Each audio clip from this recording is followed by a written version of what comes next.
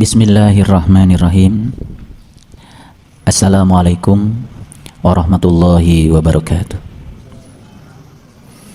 Subhanallah walhamdulillah wa la ilaha illallah Allahu akbar wa la hawla wa la quwata illa billahil aliyyil azim. Allahumma salli ala Muhammad wa ala ali Muhammad kama sallaita ala Ibrahim wa barik ala Muhammad wa ala ali Muhammad kama barakta ala Ibrahim innaka hamidum majid.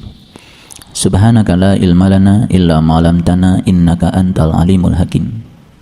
Subhanaka Allahumma rabbana wa bihamdika asyhadu an la ilaha illa anta astaghfiruka wa atubu ilaik. Astaghfirullahaladzim, astaghfirullahaladzim, astaghfirullahaladzim allazi la ilaha illa huwal hayyul qayyum wa atubu ilaik min jami'il ma'asi wa dhunub la haula wa la quwata illa billahil aliyyil azim.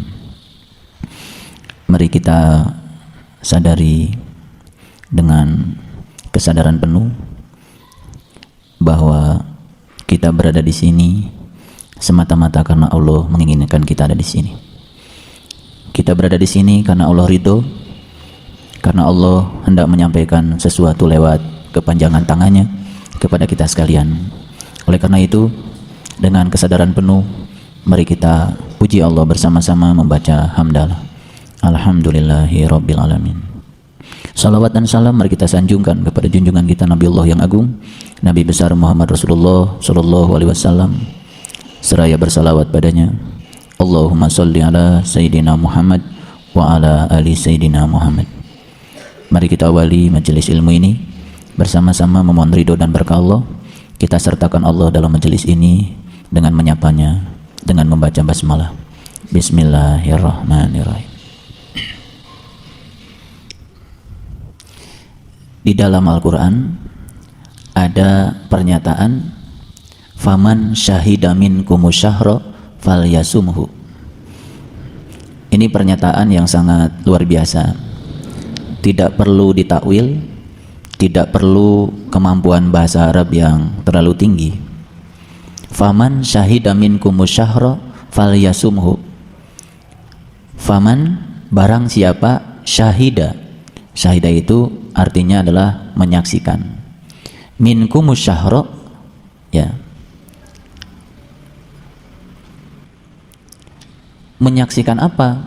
Menyaksikan syahra. Syahra itu adalah bulan. Falyasumhu, maka laksanakan saum. Berdasarkan ayat itu kita bisa mengambil kesimpulan bahwa orang-orang yang boleh melaksanakan saum adalah orang-orang yang sudah melihat bulan, yang sudah menyaksikan bulan. Faman syahida minkumus syahra falyasumhu. Barang siapa yang menyaksikan bulan, maka mereka hendaklah melaksanakan saum. Ini simetri dengan perintah Allah tentang saum. Ya ayyuhalladzina amanu kutiba alaikumussyiyam. Hai orang-orang yang beriman, diwajibkan kepadamu untuk melaksanakan saum. Gitu. Sebagaimana yang sudah diwajibkan kepada umat-umat yang terdahulu, supaya kamu menjadi orang-orang yang bertakwa. Jadi syarat saum itu di satu ayat Allah mengatakan harus dengan iman. Itu syarat saum. Nah ternyata syarat saum yang kedua di ayat lain adalah harus melihat bulan. Gitu. Nah sekarang persoalannya adalah apa hubungannya iman dengan melihat bulan? Ya kan? Ini harus dipahami secara jernih, cerdas, agar kita bisa mendapatkan kesimpulan dari dua pernyataan yang berbeda yang seakan-akan memang berbeda. Jadi di satu ayat syaratnya saum itu adalah iman. Di ayat lain Allah menyatakan syarat saum itu adalah harus melihat bulan. Kata-katanya sederhana, faman syahida minkumus syahra falyasumhu. Jadi orang itu kalau belum melihat bulan ya jangan saum. Nah sekarang apa hubungannya melihat bulan dengan iman? Kalau melihat bulan yang biasa tentu saja tidak ada hubungannya dengan iman. Tapi kalau melihat bulan yang hakikat, melihat bulan yang sejati sebagaimana yang dinyatakan Nabi kepada para sahabat, ini hadisnya hadis sahih muttafaq alaih. Kelak kamu akan melihat Tuhanmu seperti kamu melihat bulan purnama. Ini muttafaq alaih, artinya hadis yang tidak perlu diragukan lagi. Dalam kumpulan hadis Bukhari Muslim, itu adalah hadis nomor 2003. Jadi nomornya saya sebut supaya nanti kita kalau mencarinya mudah. Ini yang harus dipahami secara cerdas. Jadi ternyata syarat saum itu di satu sisi harus iman, di sisi lain harus melihat bulan. Jadi tidak ada kewajiban saum kalau belum melihat bulan. Makanya yang dihaikan hanya orang-orang yang beriman. Jadi kalau begitu tentu saja ada hubungan antara melihat bulan dengan iman. Merujuk kepada hadis Nabi yang mengatakan man shoma Ramadan imanan wahtisaban. Nabi sendiri mengatakan ya, orang-orang yang saum di bulan Ramadan itu harus dengan iman. Makanya orang yang saum dengan iman ghufira lahu ma taqaddama min dzambik. Maka Allah akan mengampuni segala dosa-dosanya. Makanya ada pernyataan ya, sebagian dari bulan Ramadan adalah bulan ampunan yang ujungnya itqum minan nar, dibebaskan dari api neraka. Nah, bagi orang yang sudah bisa mengalami bagaimana menyaksikan bulan sejati di dalam dirinya, maka sebetulnya itulah orang-orang yang akan memahami perintah saum harus dilandasi dengan iman. Nah, saum yang semacam inilah yang akan mengantarkan hamba-hamba Allah menjadi orang yang bertakwa. Jadi banyak orang yang saum cuma sekedar menahan lapar dan dahaga, saum syariat, saum raga. Nah, tidak menyentuh pada wilayah jiwa, akibatnya saum yang semacam itu tidak akan pernah mengubah kesadaran. Nah, oleh karena itu beruntunglah mereka-mereka yang sudah bisa saum dengan iman, ya, karena sudah menyaksikan bulan. Walaupun bulan yang disaksikan pertama kali mungkin saja sabit dulu, ya, tetapi bulan sabit itu kemudian akan berubah menjadi purnama pada saatnya. Pada kesempatan yang penuh berkah ini, saya akan mengajak turun dulu ke bagian bawah. Kita lihat Quran surat Al-Baqarah mulai dari ayat 142. Mudah-mudahan kita punya kesempatan untuk mengkajinya sampai ayat yang 158 tentang manasik haji. Nah, kenapa demikian? Karena ini penting untuk kita pahami dikaitkan dengan pemahaman kita tentang surat Al-Baqarah ayat 189 yang menyangkut bulan sabit. Saya akan bacakan sekali lagi. Mereka akan bertanya kepadamu tentang bulan sabit. Nah, ternyata Allah menyatakan bulan sabit itu adalah tanda waktu bagi manusia dan tandanya haji. Oleh karena itu Allah menyatakan di ayat berikutnya, bukanlah suatu kebajikan memasuki rumah dari belakangnya, tapi kebajikan itulah kebajikan orang yang bertakwa. Lalu Allah menyatakan siapa orang yang bertakwa? Yaitu mereka yang sudah bisa memasuki rumah dari pintu-pintunya. Itulah orang-orang yang beruntung. Jadi ternyata memasuki rumah Allah yang sejati itu tidak ada jalan lain kecuali memasukinya dari pintu-pintu yang sudah disediakannya. Kalau memasukinya lewat jalan lain, dalam bahasa Quran lewat jalan belakang, maka itu bukanlah suatu kebajikan. Banyak orang yang merasa dirinya sudah memasuki rumah itu, tapi lewat jalan belakang. Kata Allah, bukanlah itu merupakan suatu kebajikan. Karena kebajikan itu adalah kebajikan orang yang bertakwa. Siapa orang yang bertakwa? Yaitu orang yang memasuki bait itu dari pintu-pintunya. Itulah orang-orang yang beruntung.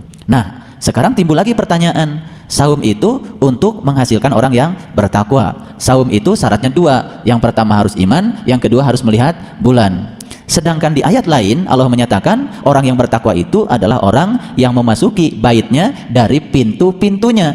Nah, ada lagi suatu hubungan kalau begitu. Jadi kalau begitu saum itu ada kaitan dengan memasuki rumah dari pintunya. Nah, kalau orang yang sudah bisa memasuki rumah lewat pintu itu, kemudian dia itu menghindarkan segala kehidupan-kehidupan yang bersifat duniawi, itulah saum yang sebenarnya, itulah saum hakikat. Maka orang yang saum seperti itu paling tidak dia akan menyaksikan bulan sabit, paling tidak ya. Nah, syukur-syukur kalau menyaksikan purnama, syukur-syukur kalau menyaksikan 1000 bulan. Nah, itu namanya Lailatul Qadar. Jadi semua itu petanya menjadi amat jelas ya kalau kita membacanya secara komprehensif Al-Quran itu. Tapi kalau kita mengartikan takwa berdasarkan persepsi kita, mengartikan saum berdasarkan kebanyakan orang melakukannya, menerjemahkan Lailatul Qadar seperti orang memahaminya, tidak langsung kita tujukan pada Al-Quran, kita akan mendapatkan pemahaman yang parsial, artinya tidak menyeluruh. Jadi semakin kelihatan ya tautan konsep antara satu bagian dengan bagian yang lainnya. Nah, makanya kenapa saya bilang tadi, mudah-mudahan kita bisa kupas dari ayat 142 sampai ayat 158, karena di ayat 158 itu murni cerita tentang manasik haji. Jadi ada hubungan ternyata saum dengan haji. Luar biasa sebetulnya. Baik, apa isi dari Quran surat Al-Baqarah ayat 142? Isinya sebetulnya cerita tentang kiblat. Ya. Saya sering mengulang-ulang, kalau kita pergi umroh, pergi haji, maka ziarah di Madinah itu kan dimulai dengan ziarah di Masjid Quba.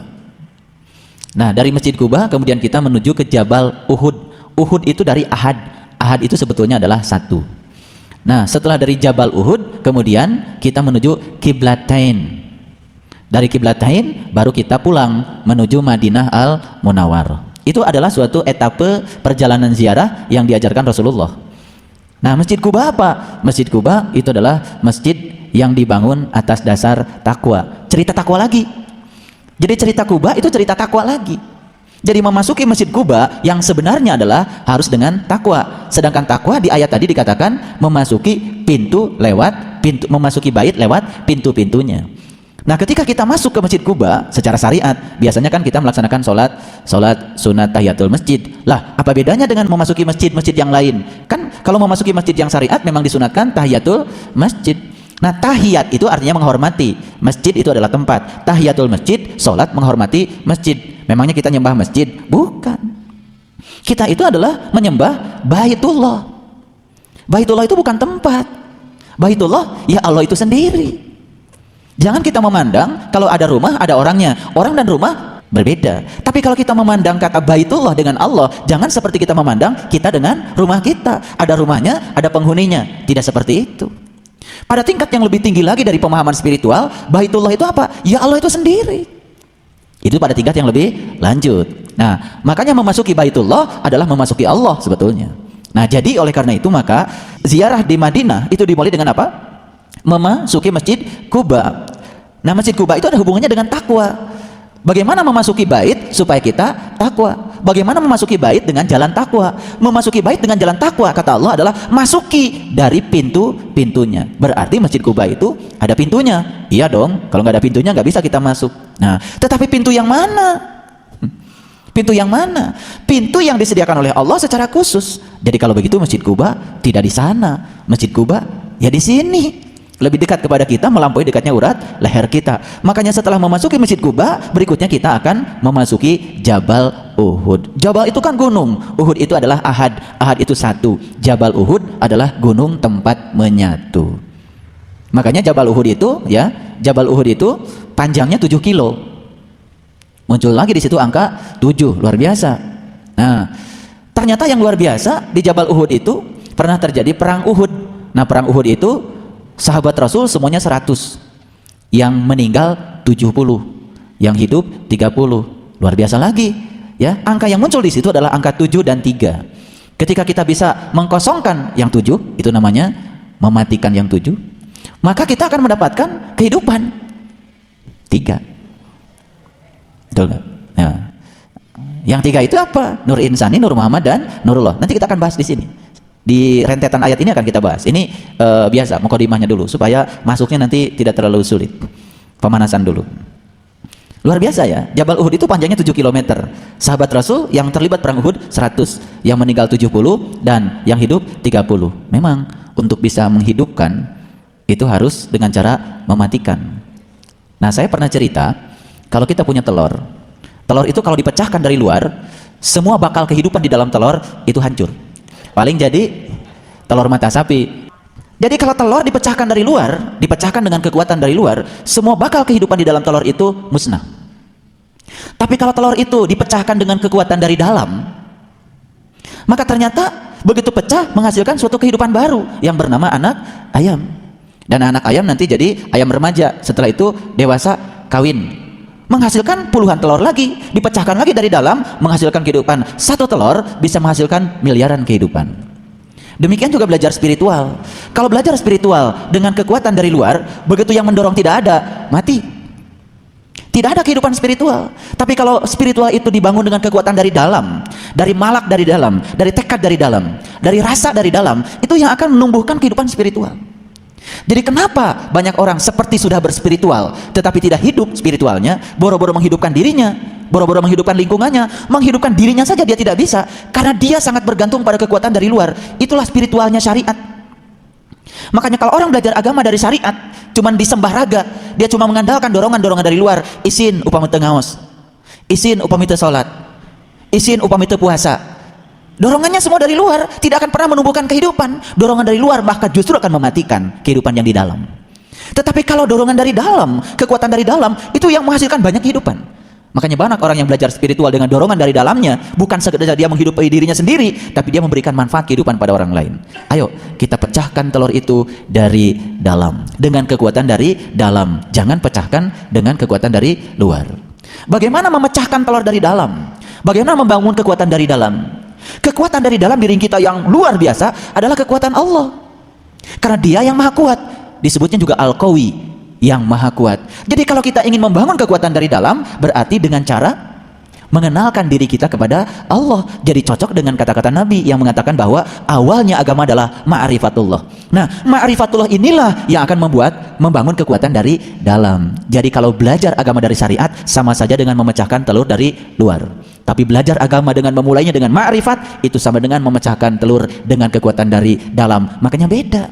Orang yang cenderung pada kekuatan dari luar, ikhlasnya sulit. Ikhlasnya pun ikhlas-ikhlasan. Tapi orang yang memecahkan kekuatan dirinya dari dalam, ikhlasnya ikhlas yang benar. Nah, makanya kenapa kita tidak maju-maju dalam belajar spiritual? Karena kita terlalu mengandalkan kekuatan dari luar. Itulah yang disebut dengan ria. Ada ria nifak, ada ria adat. Ria nifak itu artinya melakukan sesuatu karena ada keinginan, ada muatan. Itu masih dorongan dari luar. Dorongan dari luar. Mau tahajud karena ada keinginan. Itu keinginan itu dari luar. Mau duha karena ada dorongan dari luar. Itu dari luar. Makanya tahajudnya rajin, duhanya rajin, tapi tidak tumbuh spiritualnya karena dia didorong oleh kekuatan dari luar. Ada lagi yang disebut dengan ria adat. Ria adat itu apa? Melaksanakan sesuatu karena bergantung pada adat. Lumrahnya orang seperti itu.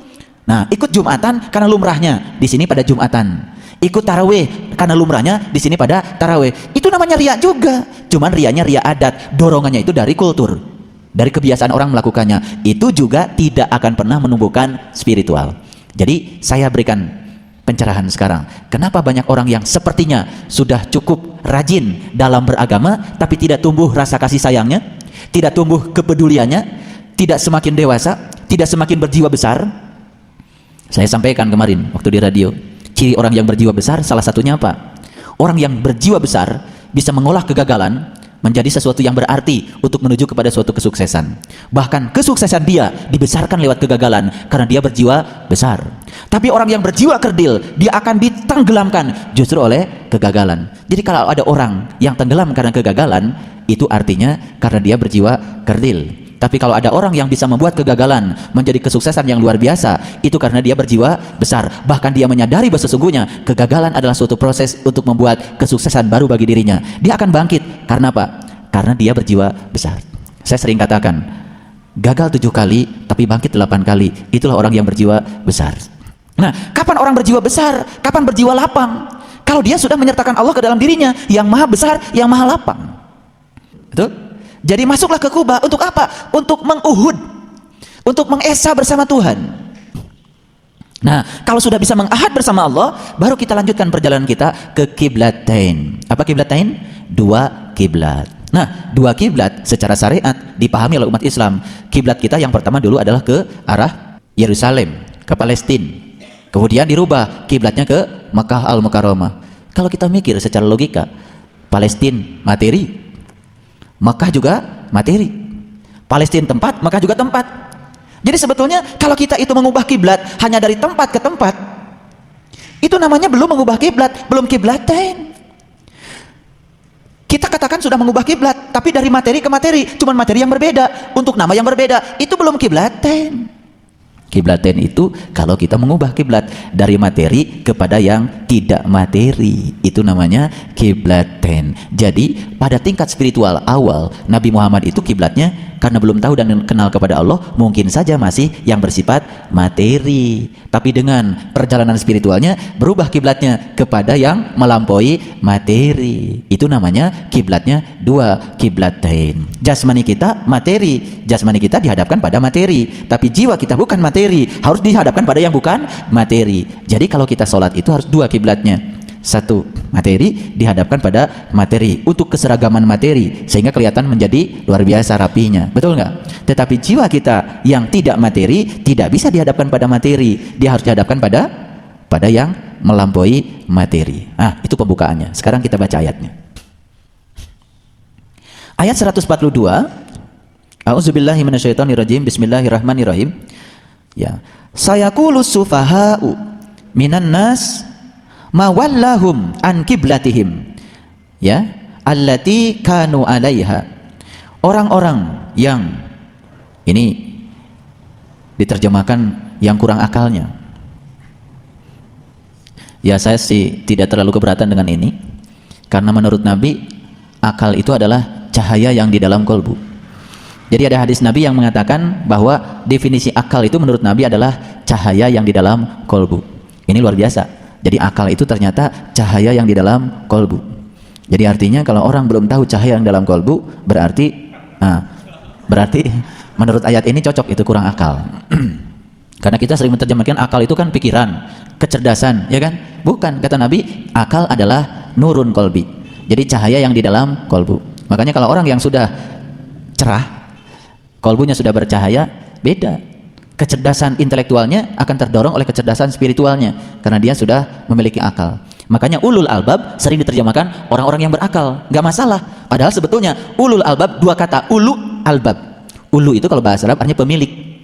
Albab itu dari lub, lub itu bagian yang terdalam dari kolbu. Jadi kalau orang yang sudah tahu kolbu dan sudah masuk ke bagian yang dalamnya, bagian dalam dari kolbu itu namanya lub, maka dia menjadi ahlul bait, ahli baitullah. Sering disebut juga ulu albab. Nah, kalau orang sudah masuk ke dalam kolbu, ke bagian yang dalamnya, sudah masuk ke lubnya, berarti dia sudah bertemu dengan nur alan nur. Makanya disebutnya juga ulul albab.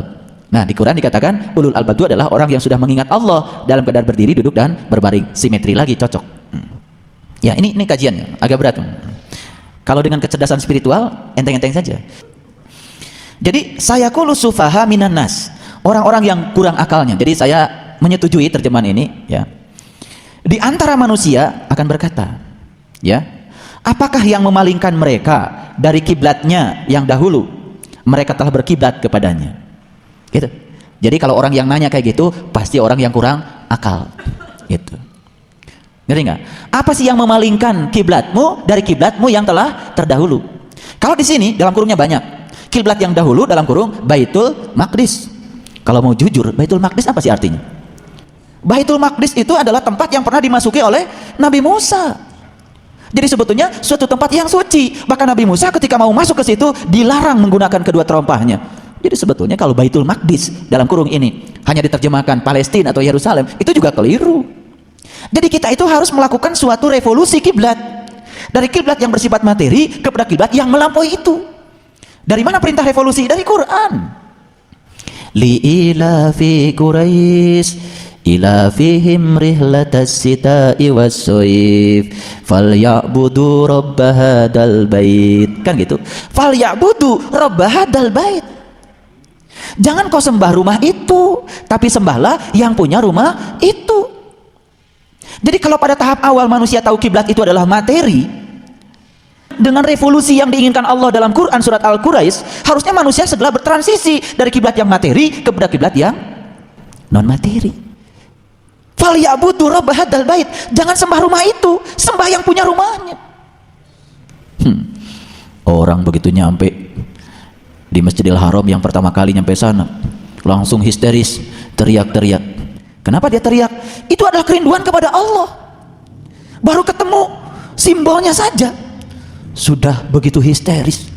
Yang paling berbahaya ketika dia merasa bahwa dia telah sampai di rumahnya. Kemudian dia berkeliling 7 kali dan merasa sudah menjadi tamunya. Ya Allah, mau berkeliling 70.000 kali kalau masih di luar belum jadi tamunya. dan otomatis tidak akan pernah disuguhi apa-apa. Ya, tamu baru disuguhi kalau sudah duduk di dalam. Duduk di dalam, sopan, baru disuguhi. Kan Allah bilang, innalladzina qalu rabbunallah, sesungguhnya orang-orang yang sudah menyatakan Tuhannya adalah aku, Allah, sumastaqamu, kemudian menjalankan istiqomah, tatanazzal alaihimul malaika, aku akan turunkan malaika, aku akan bangun tekadnya, aku akan bangun karepnya, alla takhafu wa la tahzan, aku hilangkan segala rasa takut dan rasa khawatirnya, karena dia sudah merasa cukup bersama Allah. Kan di Quran surat Ad-Duha yang sudah kita bahas, wa wajadaka ailan fa'agna, aku dapati kamu dulu selalu merasa kekurangan, walaupun apa yang kamu mau sudah aku penuhi, tapi terus saja merasa kekurangan, fa'agna, kemudian aku mencukupkannya. Ternyata perasaan kekurangan itu tak bisa dicukupkan dengan kelebihan harta. Perasaan kekurangan itu hanya bisa dicukupkan dengan Allah. Jadi dulu kita mengatakan orang kaya adalah orang yang memiliki harta, betul? Nah, sekarang saya kasih definisi baru. Ya, orang kaya memiliki harta dan dia dimiliki oleh hartanya, sebetulnya dia berubah menjadi orang yang sengsara. Paham? Dia kaya, menurut kacamata kita, dia kaya karena memiliki banyak harta. Padahal kalau kita deketi dia, kunaon ibu teh, ayeuna mah asa tarangaos, sibuk. Gimana tuh dah? Upama teh dilongokan pabrik nu itu kumaha? Pabrik nu ieu kumaha? Pabrik nu itu kumaha? Kalau kita jujur saja, kata memiliki itu sudah berubah bagi dia. Dia sebetulnya tidak memiliki harta, tapi dia dimiliki oleh harta. Kalau orang yang memiliki harta, biasanya dia kendalikan semua yang dimiliki. Kalau dia sudah dimiliki oleh harta, dia sumbangkan seluruh jiwa, raga, dan kehidupannya untuk hartanya. Saya mau tanya, banyakkah orang yang dimiliki harta? Nah, sengsara itu. Nah, orang kaya itu adalah orang yang memiliki harta dan sesungguhnya dia memiliki, tidak dimiliki. Hati-hati ya, banyak orang yang disusahkan dengan yang dia punya, sebetulnya dia sedang dimiliki oleh hartanya. Jadi sebetulnya dia itu miskin banget karena dia tidak memilikinya. Makanya malamnya nggak tidur karena dia masih dimiliki oleh hartanya. Tidurnya pun disita oleh hartanya untuk diabdikan seluruh kehidupannya pada hartanya. Sebetulnya dia tidak memiliki. Kesimpulan, banyak yang memiliki atau dimiliki.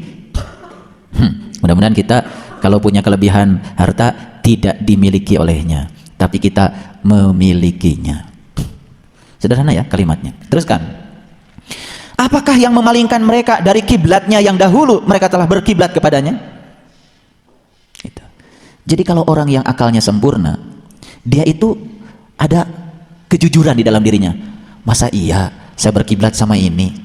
Ini kan cuma batu. Ini yang akalnya sempurna nih, akalnya sempurna. Ini kan cuma batu, tidak berdaya, yang bikin juga manusia.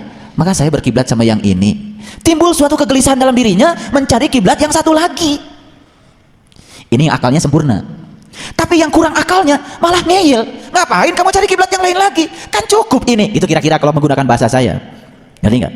Jadi Quran itu harus dibahasakan dalam bahasa yang lebih jernih gitu supaya jadi kelihatan yang punya akal dengan yang nggak punya akal. Berapa tahun kita juga nggak berakal. Betul nggak? Tapi kalau disebut nggak berakal, pasti marah. Marah luar biasa. Saya ini manusia sempurna dan kesempurnaan manusia itu justru akalnya. Iya. Kesempurnaan manusia itu adalah akalnya. Bahkan di Quran dikatakan manusia yang sudah menggunakan kolbunya untuk memahami, itulah manusia. Tapi manusia yang belum menggunakan kolbunya untuk memahami, dia adalah binatang, bahkan lebih sesat dan lebih hina daripada binatang. Jadi bedanya manusia dengan binatang itu menurut Quran sederhana. Yang satu sudah menggunakan kolbunya, yang satu belum menggunakan kolbunya. Yang sudah menggunakan kolbunya terang benderang, yang belum menggunakan kolbunya gelap gulita. Cocok dengan definisi Nabi, akal adalah nurun fi kolbi, yaitu cahaya yang ada dalam kolbu, itu akal. Awas, jangan bilang saya ini kan pangkatnya juga udah tinggi pak, saya ini kan sudah guru besar. Nggak ada hubungan, nggak ada hubungan, nggak ada hubungan ya. Jadi tidak bisa kita menjustifikasi kemuliaan manusia dengan gelar akademik apalagi kepangkatan. Nggak bisa ya. Nabi Muhammad juga tidak pernah dapat gelar fungsional. Manusia sempurna. Baik, kita teruskan sampai sini, ngerti ya? Oke, teruskan lagi. Katakanlah, kepunyaan Allah lah timur dan barat. Dia memberi petunjuk kepada siapa yang dikehendakinya ke jalan yang lurus. Subhanallah. Jadi ketika kita gelisah, masa iya kiblat saya yang kayak gini? Masa iya saya harus mengkiblati yang kayak gini? Gitu. Kalau ada keraguan, dengan dia mencari, maka Allah bilang, Yahdi may yasha ila sirati mustaqim. Aku akan tunjuki kamu ke jalan siratal mustaqim. Masih ingat dulu? Waktu saya membahas Quran surat Ad-Duha. Fa ammal yatima fala takhar wa amma sa'ila fala tanhar. Aku dapati kamu dulu suka berlaku sewenang-wenang pada yatim. Aku dapati dulu kamu suka menghardik yang minta-minta. Masih ingat itu? Ada yang minta dari dalam. Ada yang minta-minta dari dalam, kita hardiknya. Betul nggak? Kata yang di dalam, jujurlah kamu, amanahlah kamu, dorong dari dalam. Tapi karena dia itu didorong oleh kekuatan dari luar, kehidupan dari dalam gak hidup. Subhanallah. Wadduha wallaili idza saja ma waddaka rabbuka wa ma qala walal akhiratu khairul laka minal ula wala sawfa yutika rabbuka fatarda alam yajid kayatiman fa'awa. Aku dapati kamu dulu yatimmu itu tidak ada lindungannya, tidak ada pelindungnya. Aku lindungi kamu. Fa ammal yatima fala takhar. Aku dapati juga kamu dulu dalam keadaan berlaku sewenang-wenang kepada yatim. Fa amma sa'ila fala tanhar. Kamu juga suka menghardik yang minta-minta. Dikira-kira yang minta-minta ini pengemis. Bukan. Yang sering kita hardik itu yang minta dari dalam. Bangunlah bangun, kata yang dari dalam. Tunggu. Itu menghardik sebetulnya. Cuma berapa banyak orang yang sadar dengan Quran surat Duha itu? Hari ngiluan taraweh mau ngal peting. Imam maca Ad-Duha. Lu gua. Padahal jelas, wa ammasa ila fala tanhar. Kamu itu suka menghardik yang minta-minta. Yang minta dari dalam luar biasa. Kata yang dalam ngaji, engke eta mah. Ngaji mah ya isuk. Gitu. Tahajud, salat, dorongan dari dalam luar biasa. Karena yang dari dalam itu cuma minta didekatkan pada Allah saja lah, itu saja. Tapi kita hardiknya dia. Jelas. Subhanallah. Luar biasa. Katakanlah, kepunyaan Allah timur dan barat. Dia hanya memberi petunjuk kepada siapa yang dikehendakinya. Tolong perhatikan. Yahdi may yasha ila siratal mustaqim. Allah akan menunjukkan kepada yang dia kehendaki ke jalan siratal mustaqim. Siapa yang akan dikehendaki? Yang tadi itu, yang gelisah. Ada apa sih pada diri saya, kok saya merasa kurang? Padahal pangkat sudah naik, mobil sudah kebeli, kue lebaran sudah banyak, tapi ada yang kurang pada diri saya. Apa sih yang kurang itu? Gak ngerti mereka. Sebetulnya yang kurang itu adalah Allah belum bersama dia. Karena kata Allah, tidak ada yang bisa menutupi kekurangan-kekuranganmu kecuali aku. Wa wajadaka ailan fa'agna. Kamu selamanya akan merasa kurang sebelum aku hadir mencukupkan kamu. Makanya begitu Sayyidina Umar diimankan, disahadatkan oleh Rasulullah, beliau mengatakan hasbi Allah. Saat itu seluruh harta kekayaannya, ya Rasul, aku sumbangkan seluruh kekayaanku untuk perjuanganmu. Bagaimana dengan keluargamu Umar? Hasbi Allah. Perasaan kurang itu langsung musnah seketika ketika Allah hadir ke dalam diri seseorang. Makanya berapapun dia banyak harta, kalau dia merasa kurang, tidak akan pernah berbagi kepada siapapun. Makanya orang yang sudah berbagi kepada orang lain karena hartanya banyak, karena dia sudah merasa cukup dengan Allah. Jadi apa yang bisa membebaskan seseorang dari sifat kikir? Cuma satu, bersama dengan Allah. Ini penting. Kepunyaan Allah lah timur dan barat. Dia memberi petunjuk kepada siapa yang dikehendakinya ke jalan siratal mustaqim. Jadi untuk mendapatkan kiblat yang satu lagi, Quran mengajarkan kamu harus menghendaki untuk mendapatkan siratal mustaqim. Betul? Subhanallah. Wala sawfa yu'tika rabbuka fatarda alam yajidka yatiman fa'awa wa wajadaka dhallan fahada. Pada saat itu aku dapati kamu dolan, bingung, jalan ke sana, jalan ke sini, ngaji ke sana, ngaji ke sini, udah baca itu, baca ini, kamu masih saja dolan, bingung. Ketemulah dengan Pak Hada. Wa wajadaka dolan, kamu saat itu bingung. Fahada, ketemulah dengan Fahada. Setiap sholat baca itu nggak ngerti-ngerti. Ternyata supaya tidak dolan-dolan terus, ketemulah dengan Fahada. Fahada yang memberi petunjuk. Begitu ketemu dengan Fahada, alhamdulillah dapat petunjuk. Setelah dapat petunjuk, wa wajadaka ailan fa'agna. Semua perasaan kekurangan itu hilang, perasaan gelisah hilang. Tidak cemas lagi dengan ketiadaan, tidak terlalu juga sombong dengan apa yang ada, hidup biasa-biasa saja karena sudah dicukupkan dengan Allah. Luar biasa. Jadi kalau sudah ketemu dengan Pak Hada, luar biasa. Makanya nggak usah cari siapa-siapa, cari aja Pak Hada. Udah jelas di Quran. Ya. Saya sengaja bahasakan pakai bahasa yang gampang. Nanti kalau ada orang baca Quran surat Ad-Duha langsung tahu, oh iya, saya dulu kerjanya dolan, baru berhenti setelah ketemu dengan Pahada. Subhanallah. Baik, kita teruskan. Ya. Dan demikianlah kami telah menjadikan kamu umat yang adil dan umat pilihan. Apa kita tidak mau jadi umat pilihan? Umat yang adil. Apa artinya adil? Adil itu artinya dia sudah di tengah. Sudah tidak lagi terombang-ambing oleh pasang surut kehidupan dunia.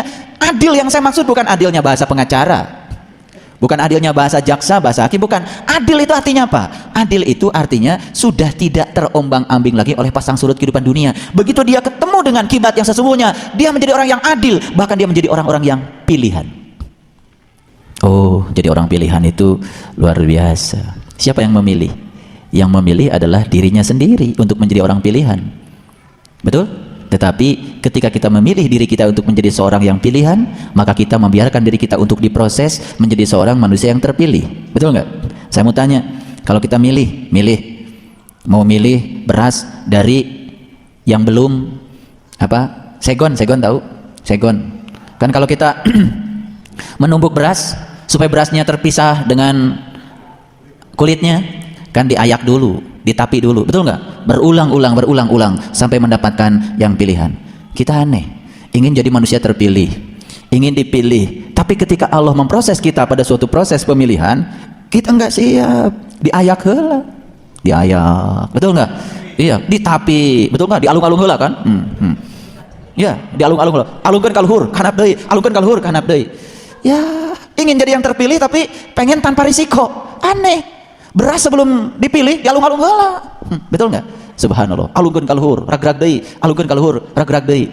Betul nggak? Akhirnya terpilih dia. Kita baru dialungkeun sekali ke ragrag langsung letoy. Gimana mau jadi pilihan?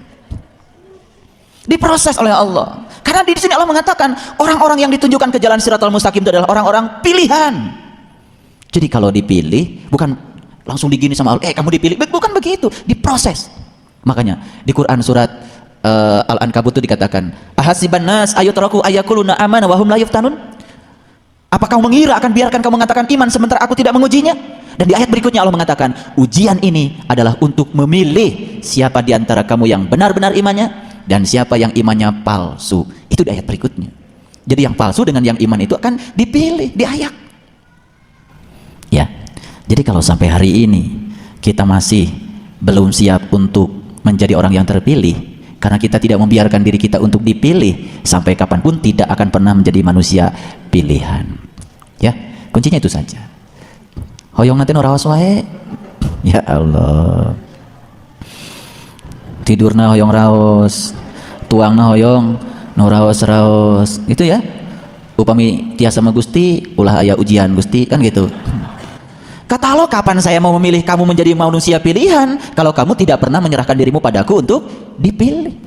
Ayo, biarkan diri kita dipilih oleh Allah, diproses sesuai dengan yang Allah mau. Luar biasa sebetulnya. Cuman kita nggak ngerti bahwa kita itu sekarang sedang diproses untuk menjadi manusia pilihan. Betul nggak? Iya. Aduh, mekieu-kieu teuing. Iraha tuh. Subhanallah. Mantakan ari ngaos Quran teh tong rusuh teuing. Pelan-pelan saja, tapi coba diselami, luar biasa. Dan demikianlah wa kadzalika ja'alnakum ummatan wasata. Dan demikianlah kami jadikan kamu umat yang wasata. Wasit itu adalah yang di tengah. Kenapa sepak bola kita nggak maju? Karena wasitnya sering berpihak. Begitu berpihak apa yang terjadi? Berantem. Jadi kenapa di kita berantem terus? Karena tidak ada wasit, tidak ada manusia yang di tengah. Ini yang kita butuhkan sekarang. Wa ja'alna wa kadzalika ja'alnakum ummatan wasata litakunu syuhada. Subhanallah. Agar kamu menjadi saksi atas manusia dan agar Rasul menjadi saksi atas kamu.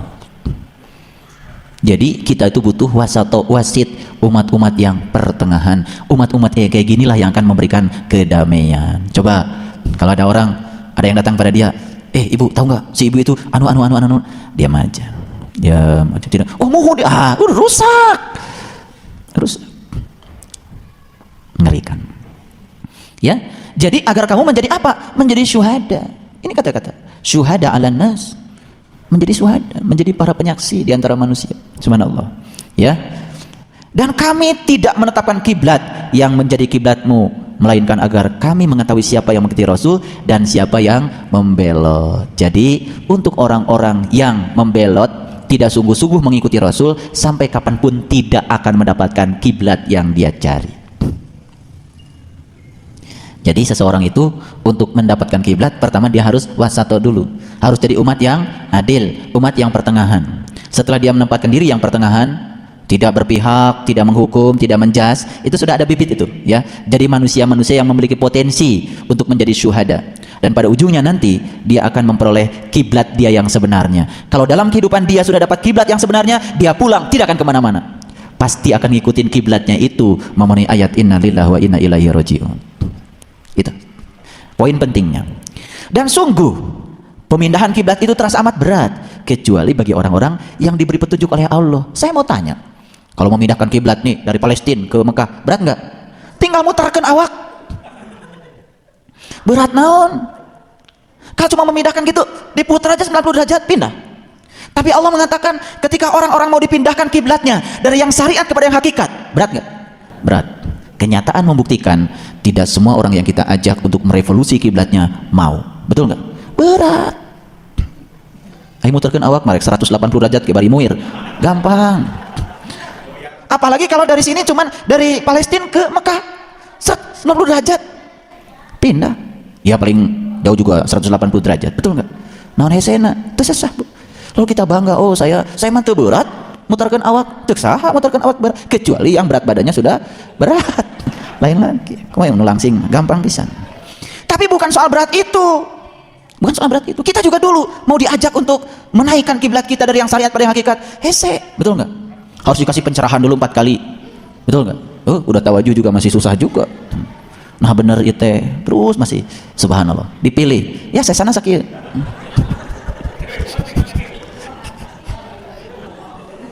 Alhamdulillah ya, kan jadi saya sauge. Sullatu minal awalin wa qalilu minal akhirin. Awalnya mah seueur, akhirnya jadi sakedik qalil. Makanya lebih baik kita jadi sesa tapi qalil, yang sudah dipilih oleh Allah menjadi umat-umat pilihan. Nggak apa-apa sesa oge. Lumayan. Untung kan ya sesana, kan untung kan. Subhanallah. Ya.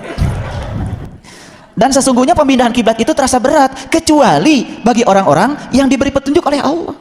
Dulu waktu sholat, Allahu Akbar, ke Ka'bah teh, husu cenah. Tapi begitu sudah dapat petunjuk, subhanallah. Ternyata selama ini yang saya ingat kok batu ya.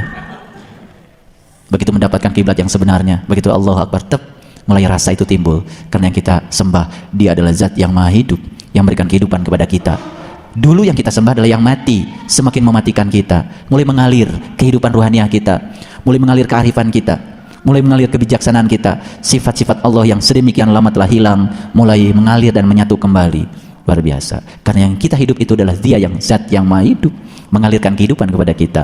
Makanya di Quran dikatakan surga itu mengalir di bawahnya sungai-sungai. Sungai apa? Sungai kehidupan, Ma'ul Hayat. Dia yang memberikan kehidupan. Sekarang kita tambah peka, tambah peduli, karena kehidupan sudah mulai mengalir dari dalam. Dulu mati, subhanallah. Itu teruskan. Dan Allah tidak akan menyia-nyiakan imanmu, subhanallah. Coba perhatikan, wa ma kana Allah liyudhi'a imanakum. Allah tak akan pernah menyia-nyiakan imanmu. Iman siapa? Imannya mereka yang sudah menemukan kiblat yang sebenarnya. Tetapi mereka yang mengaku iman, padahal mereka itu sesungguhnya bukan orang-orang yang beriman, karena dia sebetulnya belum tasdikun bil qalbi, belum mendapatkan pembenaran dengan kolbunya, apalagi dia belum menemukan kiblatnya. Maka yang semacam itu Allah sudah janjikan juga di dalam Al-Quran. ulaika ma'wahumun nar bima kanu yaksibun. Aku akan dorong kamu ke dalam neraka disebabkan apa yang kamu perbuat. Luar biasa. Ini baru 2 ayat. Tadi targetnya sampai berapa? Santai 158. Sanggeus nawenya. Sesungguhnya Allah Maha Pengasih lagi Maha Penyayang kepada manusia. Tolong perhatikan, innallaha binnasi laraufur rahim. Allah itu kepada kita tuh sayangnya luar biasa. Jadi kalau ada orang yang mengatakan Allah itu lagi menghukum kita, lagi mengazab kita, karena dia nggak kenal sama Allah. Allah tak pernah menghukum kita, Allah tak pernah mengazab kita, tak pernah menghinakan kita, tidak pernah. Yang sering menghinakan kita, kita sendiri. Yang menghukum kita, kita sendiri, perbuatan kita sendiri. Dia itu mengatakan innallaha binnas laraufur rahim. Dia itu kepada manusia itu amat sangat sayang. Jadi ketika Allah memberi sakit kepada seseorang, jangan menganggap kalau Allah itu sedang menghukum dia. Siapa tahu dengan sakitnya Allah sedang meningkatkan derajat dia, betul nggak? Makanya sakit itu pada dasarnya adalah Allah sedang membukakan pintu spiritual, baik bagi yang sakit maupun bagi yang melayani orang yang sakit. Kita ketiban untuk melayani orang sakit, satu-satunya cuma kita. Kita juga harus menanggung biaya yang harus kita tanggung. Dan itu di depan mata dan kita mampu, nggak apa-apa. Pintu spiritual kita yang melayani sedang dibuka oleh Allah, pintu spiritualnya orang yang sakit pun sedang dibuka oleh Allah. Allah sedang membuka pintu kemesraan dengan kita, luar biasa. Itulah la-raufur rahim. Subhanallah. Qad nara taqalluba wajhika fis samai. Sungguh kami, kata Allah, sering melihat mukamu menengadah ke langit. Kalau sudah tahu kiblat, ya menenggahnya nggak usah jauh-jauh ke kiblat itu. Rek bari jongkok, tidur, duduk, berdiri, berbaring, kiblatnya sudah ada. Dimanapun kapanpun tidak pernah kita bisa melepaskan kiblat itu, selalu bersama dengan dia. Subhanallah. Maka sungguh kami akan memalingkan kamu ke kiblat yang kamu sukai. Cek Gusti teh sok we ari ente resepna eta mah eta we terus. Betul nggak? Nu resep ka langit Ini Allah udah bilang, saya akan terus ya memalingkan wajahmu ya ke kiblat yang kamu suka. Yang sukanya kiblatnya ke harta, ya harta jadi kiblatnya. Sampai ketika sholat pun yang muncul di dalam sholatnya adalah hartanya. Yang kiblatnya adalah cucu-cucunya, ya ke sholatnya ria be incu-incu arah rasup ke dia. Ria pabalatak. Subhanallah. Jadi Allah akan memalingkan kiblatmu pada yang kamu suka. Tapi mereka yang sudah ditunjukkan ke jalan Shiratal Mustaqim, saat dimana berpaling dibuang, langsung difokuskan ke situ. Bukan ini kiblatku ya Allah. Begitu berpaling lagi ke sini, bukan ini kiblatku ya Allah. Terus ke situ. Wajar kalau ada lintasan-lintasan itu, tapi ditangkis semuanya. Itu namanya khusu. Itu namanya khusu. Karena kita tidak mau memalingkan ke situ, pengen ke situ. Sudah ada pengen, itu sudah bagus. Tapi yang tidak tahu pengen kemana, bingung kan? Begitu berangkat dia segala ayah, cicing aja didinya.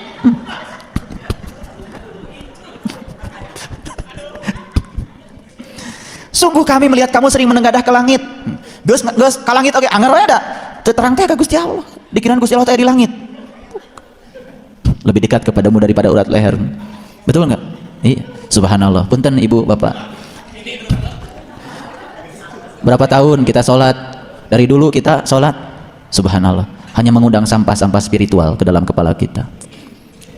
Bacaan-bacaan. Rokaat.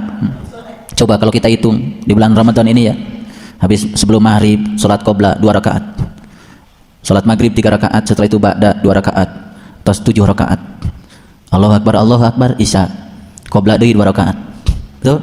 Tambah lagi isya 4 rakaat 6, tambah lagi qobla 2 rakaat 8 tambah 7 15, tambah taraweh 23 rakaat. Ya, di maghrib nepi ka jam 8 geus 38 rakaat. Laras entah Ibu. 38 rakaat tidak mengubah kesadaran kita sedikit pun. Tetap aja kiblatnya eta nu pabalatak teh di dieu.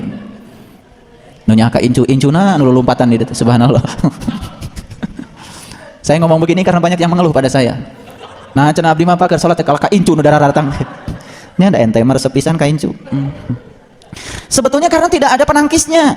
Diam aja di situ. Saya menyatakan yang sebenarnya. Ini Quran. Ibu bapak, kalau ibu bapak pernah baca Al-Baqarah, Gak usah baca surat yang lain, Al-Baqarah saja dari awal. Luar biasa.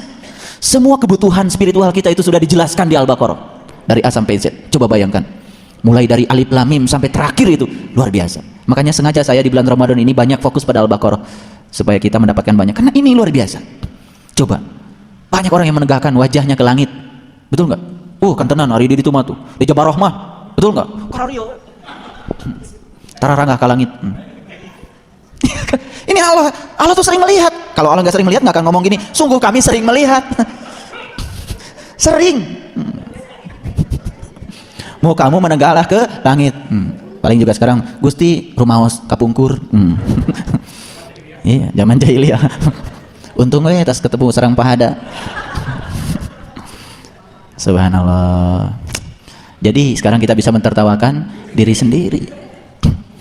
Kalau dulu disebutkan kurang akal sama saya pasti marah. Ayeuna disebutkan kurang akal, aduh laras pisan Pak. Quran teh meni laras pisan. Tuh. Ya kan? Betul? Iya. Ini baru 3 ayat yang saya bahas, sudah terasa. Ya Allah. Baik, kita teruskan. Nah, makanya kata Allah apa? Ya, maka sungguh kami akan memalingkan kamu ke kiblat yang kamu sukai. Jangan dikira kalau kiblat ini adalah dulu kiblat kita ke bukan. Banyak orang yang sudah berkiblat sekarang ke Mekah, tetapi sebetulnya itu cuma syariatnya saja. Kiblat dia sebetulnya adalah hartanya, pekerjaannya, kesibukannya, masalah pribadinya, betul nggak? Itu semua datang pada saat dia sedang sholat, tapi nggak mau kalau disebut dia tidak menyembah Allah. Habis sholat mah, terus iman ibu, terus sholat, sanu disembah Allah. Ari nu diemu tadi saha? Tak keke, nu diemu tadi mah biasa we. Biasa. Dianggap biasa. Ya Allah. Nah, makanya Allah bilang, palingkanlah mukamu ke arah Masjidil Haram. Masih ingat dulu ketika saya membahas Quran surat Al-Isra. Subhanalladzi asra bi 'abdihi lailan minal masjidil haram ilal masjidil aqsa alladzi barakna haulahu linuriyahu min ayatina. Kan gitu. Perjalananmu akan diberkahi Allah kalau kamu berjalan dari Masjidil Haram ke Masjidil Aqsa. Kita itu sebetulnya datang dari Masjidil Haram untuk menuju Masjidil Aqsa. Masjidil Haram Allah, Masjidil Aqsa juga Allah. Kita datang dari Allah untuk menuju kepada Allah. Kalau kita itu dari Allah menuju Allah, hidup kita fokus, pasti hidupnya akan diberkahi, dan sepanjang perjalanan pasti akan Allah tunjukkan tanda-tandanya kepada kita untuk dikenalinya. Jadi palingkanlah mukamu ke Masjidil Haram. Kalau Masjidil Haram secara syariat, ya itulah yang di sana. Tetapi Allah sudah menyatakan, janganlah kau sembah rumah ini, tapi sembahlah yang punya rumah. Subhanallah. Ya. Dan di mana saja kamu berada, palingkanlah mukamu ke arahnya. Sekarang Bapak Ibu, Masjidil Haram tadi dia syariat ya. Ini syariat, saya cerita syariat. Masjidil Haram teh paling itu. Kan ada perintah. Di mana saja kamu berada, palingkanlah mukamu ke arahnya. Keur leumpang ka ditu, balik ka dieu. Keur leumpang ka ditu, balik deui ka dieu. Terus atuh arek iraha nepina. Ini tolong ini saya bukan lelucon, ini beneran ini. Di mana saja kamu berada, palingkah mukamu ke Masjidil Haram. Kalau ini dipahami secara syariat, apa enggak repot hidup kita? Repot. Keur naik motor Pak Indra, ya kemana Masjidil Haram itu, buru-buru diputarkeun. Apa enggak nabrak? Betul enggak? Ayeuna bade ka Cicadas mangga, bade ka Cililin mangga, bade ka Garut mangga. Tapi Masjidil Haram yang di sini tidak bergantung pada arah kita berjalan. Betul nggak? Kemanapun tetap saja kita bisa memalingkan wajah kita ke Masjidil Haram yang hakikat. Coba kalau ini dipahami secara syariat, nggak rusak kehidupan kita, betul nggak? Begitu maca ya, di mana saja kamu berada, palingkan mukamu ke arahnya. Hayo, bolak-balik ka ditu deui ka. Rek ilah nepina. Jadi ini tidak bisa dipahami secara, kalau dipahami secara hakikat, repot hidup kita. Secara syariat, riweuh hidup kita, repot. Bayangkan saja, di mana saja kamu berada, palingkan ke arah Masjidil Haram. Repot, betul nggak? Subhanallah. Tekop saeudik malik ka ditu, balik deui ka dieu. Repot. Coba Quran itu dipahami secara cerdas. Subhanallah. Saya bukan merendahkan. Banyak sekali di bulan Ramadan ini yang sedang mentadaburkan Al-Quran, baca Al-Quran. Tapi baca sekian juz Quran, tetapi kita tidak pernah masuk memahaminya. Duduk, jernih, berpikir, dapat apa-apa. Coba, satu kalimat ini saja kalau kita renungi dengan cerdas, kita dapat hikmah yang luar biasa. Oh iya ya, kalau Masjidil Haram yang dimaksud itu, kapan saya bisa tekau gawe Kali itu deui seminar kudu ka barat. Betul nggak?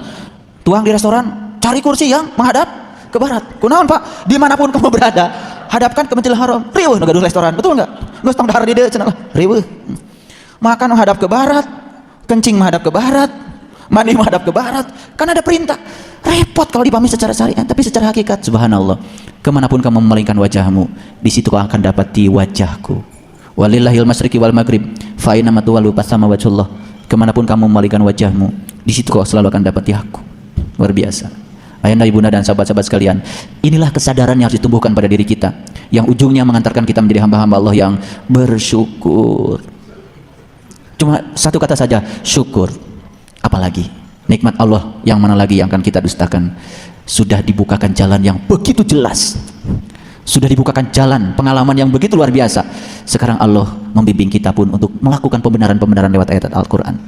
Makanya di awal tadi saya mengatakan, saya yakin semua orang yang hadir di sini adalah orang-orang yang terpilih, karena hari ini Allah sedang hendak menyampaikan sesuatu kepada hamba-hambanya yang terpilih itu lewat kepanjangan tangannya. Saya tidak bisa apa-apa, saya juga nggak ngerti apa-apa, tapi saya cuma dipakai olehnya untuk menyampaikan kasih sayangnya. Ilmu yang ibu bapak sudah dapatkan, pengalaman-pengalaman yang sudah didapatkan, kenikmatan spiritual yang sudah diperoleh, itu adalah hadiah Allah yang luar biasa. Bukan karena jasa kita, bukan karena kehebatan kita, bukan karena upaya kita. Ma'rifatullah itu adalah hadiah besar dari Allah buat kita, tak bergantung pada amalan kita.